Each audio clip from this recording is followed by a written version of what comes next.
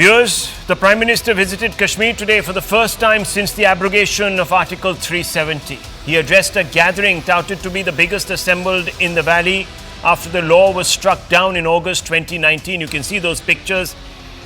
It just goes on and on as far as the eye can see, the row upon row of humanity.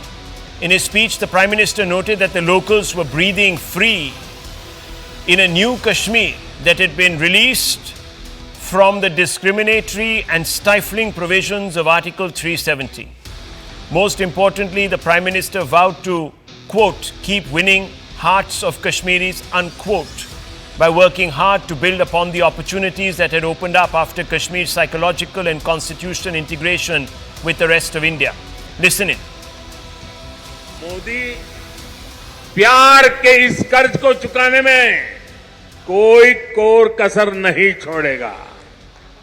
और मैं 2014 के बाद जब भी आया मैंने यही कहा, मैं ये मेहनत आपका दिल जीतने के लिए कर रहा हूं और मैं दिनों दिन देख रहा हूं कि मैं आपका दिल जीतने की दिशा में सही दिशा में जा रहा हूं। आपका दिल मैं जीत पाया हूं और ज्यादा जीतने की कोशिश मेरी जारी रहेगी। और ये मोदी की गारंटी है, मोदी सूझ गारंटी। और आप जानते हैं मोदी की गारंटी यानी गारंटी पूरा होने की guarantee. The Prime Minister's remarks were summarily dismissed by the opposition. Many among the NDA's political rivals expressed doubts about the Prime Minister's intent by questioning the lack of a verifiable record of work on the ground. Some, like the National Conference, also commented upon the fact that the crowds there were bussed in, had no option but to attend, that they had been brought in the early morning hours to create a mahal or an atmosphere for the Prime Minister. Other politicians from the opposition ranks have talked about scams, etc. in the state and said that while there have been many announcements, nothing is really metamorphosed on the ground. But the Prime Minister's guarantees, viewers, can't be dismissed out of hand, at least not when you look at the pre-370 and post-370 data the government has released for public scrutiny. Now, I'm not saying, viewers, I can't take onus for this data. It's all out there for you to see. But there are certain moves that have been made. For example, taking a step to make Kashmir more inclusive. Post-370 viewers, Gujjars, Bakkarwals, Pahadis are entitled to quota and jobs in education institutions which were not open to them, which would mean, viewers, that over a period of time, it would lead to their economic prospects brightening, their educational prospects brightening, etc. Post-370 constituencies are reserved now for Gujjars, Bakkarwals and Pahadis, which means that perhaps they will get political representation to raise their concerns in the House when, viewers, statehood is restored in the near future and assembly elections are conducted. Then, viewers, let's not forget the first Shia Muharram procession was held 34 years after authorities banned it in 1989. Navratri Puja took place at the Sharda temple for the first time since 1947. Even when it comes, viewers, to youth being prioritized or opportunities being created for them, Jammu is the only city in the country to have an IIT, IIM and AIIMS all in one city, in one geography.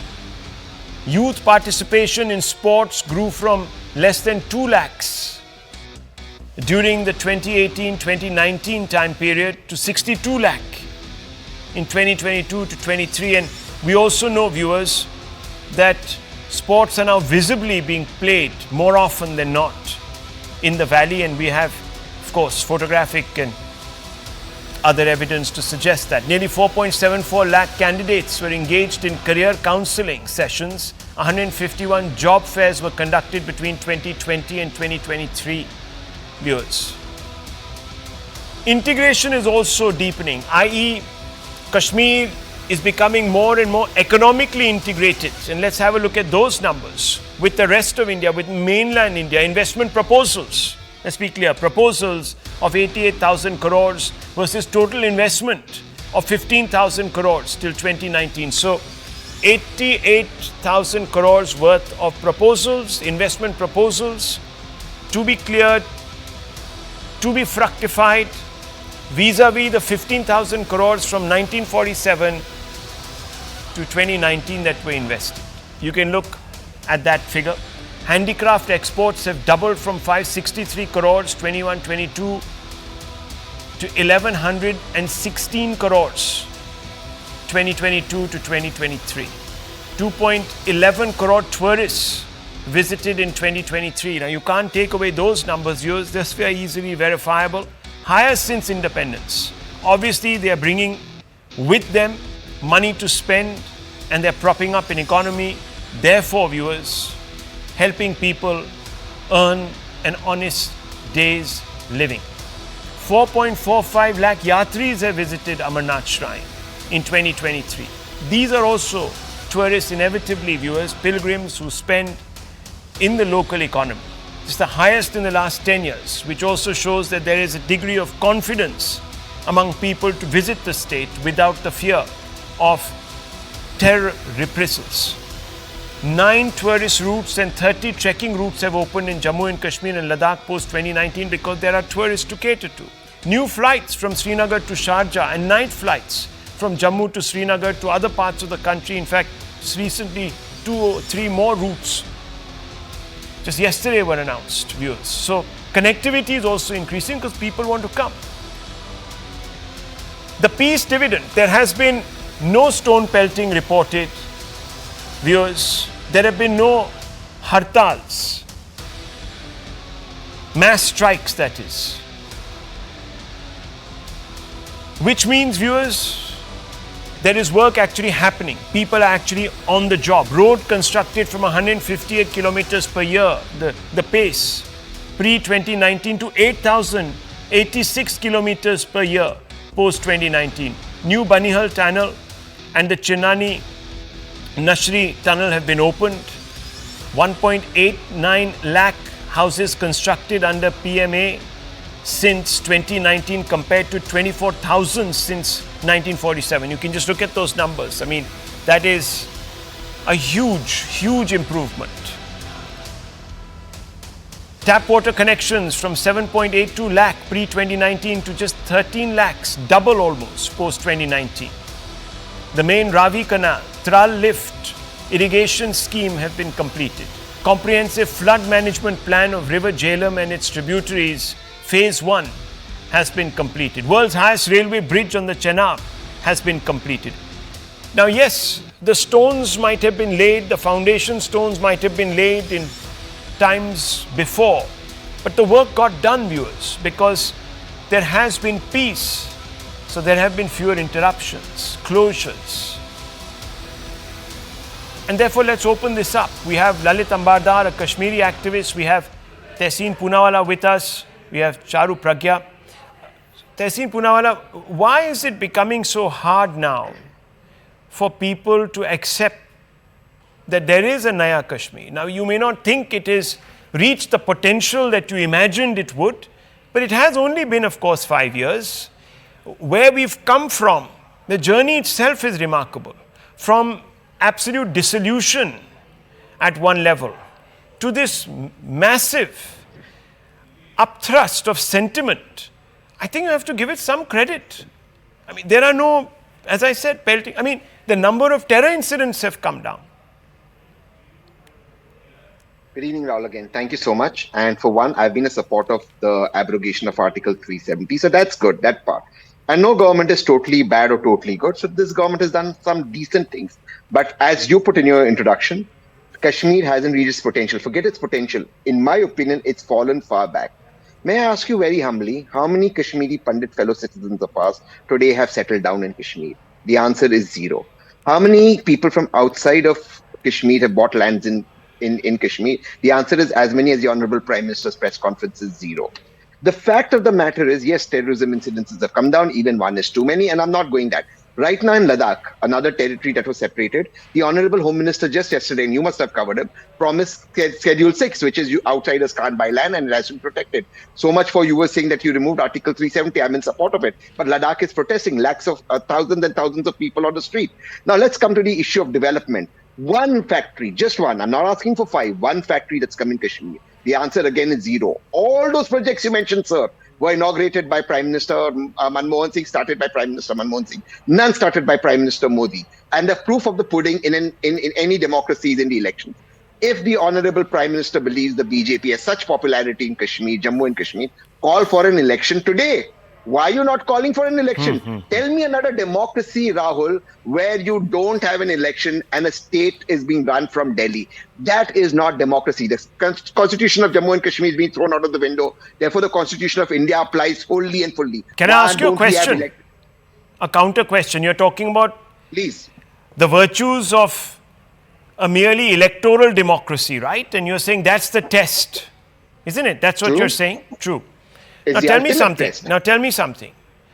Would you say that the Congress, the NC and the PDP won popular mandates in the valley at any time before 2019?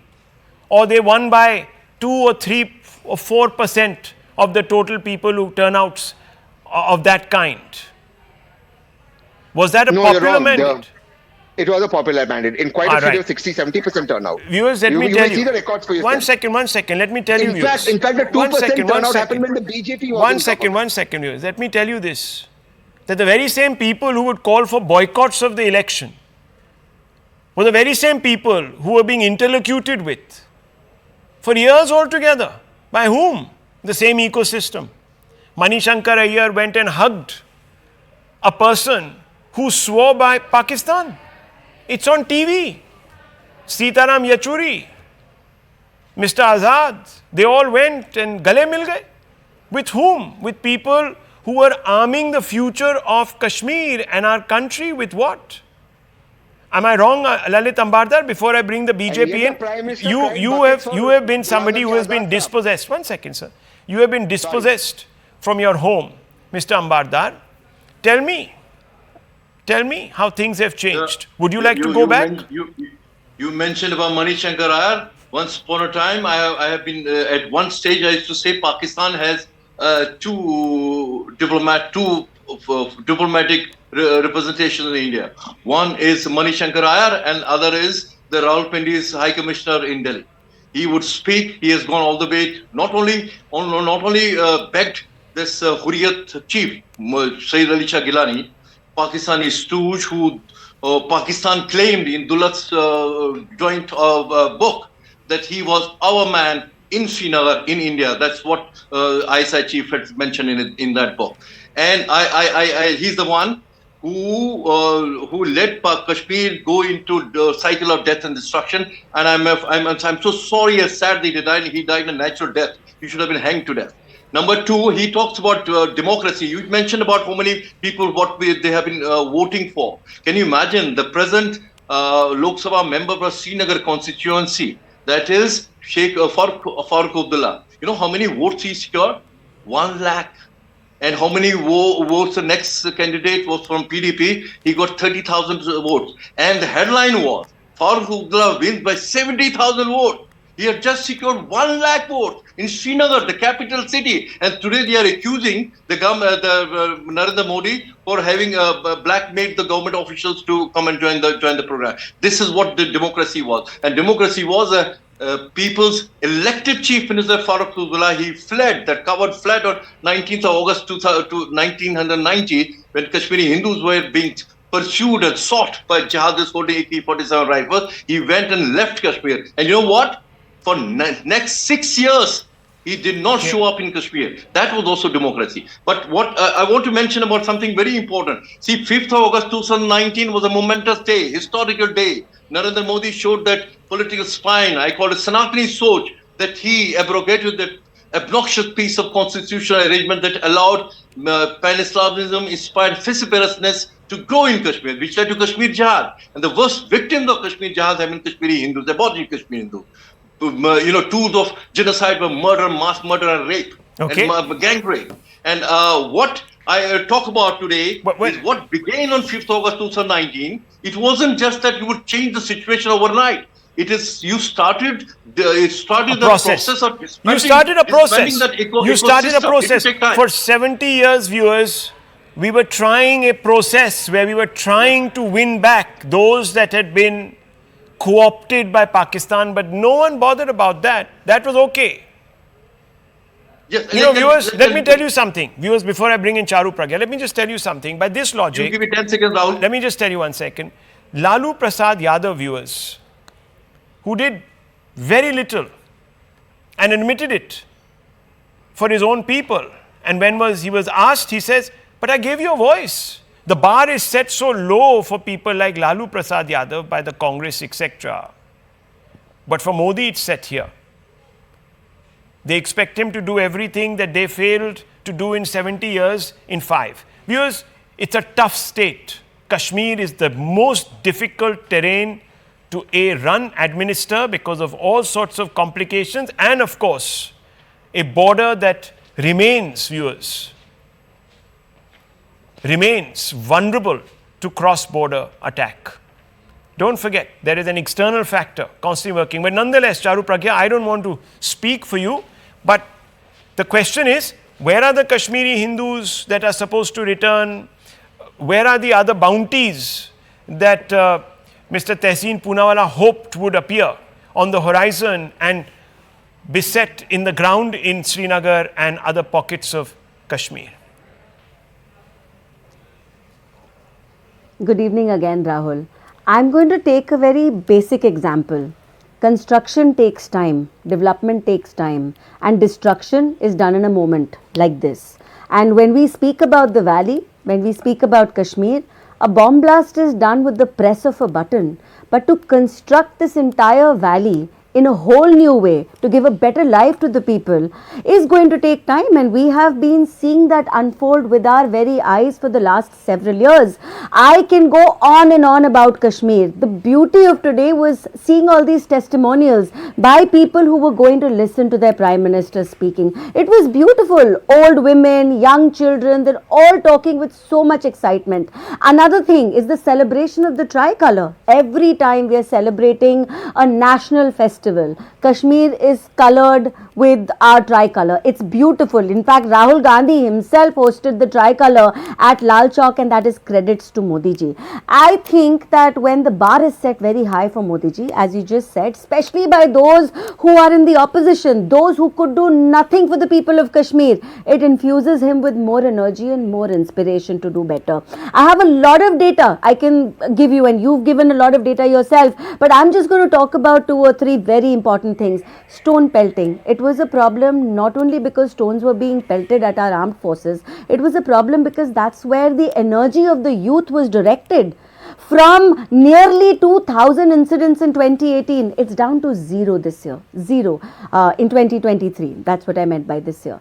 0 incidents. Isn't that great? All these young people are doing other things, interesting things. We talk about roads, power, health, infrastructure, tourism, so many things to talk about. But let's talk about the fact that India could take the G20 delegates to Kashmir. Yeah. Could you have thought of that 5-10 years back? Absolutely not. Miss World had a program there. 120 women from 120 countries attended that. Well, viewers, and look, that's we a can huge keep feather going in our up and cap. down dissecting the data, but sometimes second. the situation speaks visibly to us.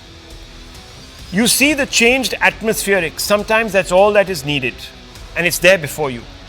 I'll take a short break.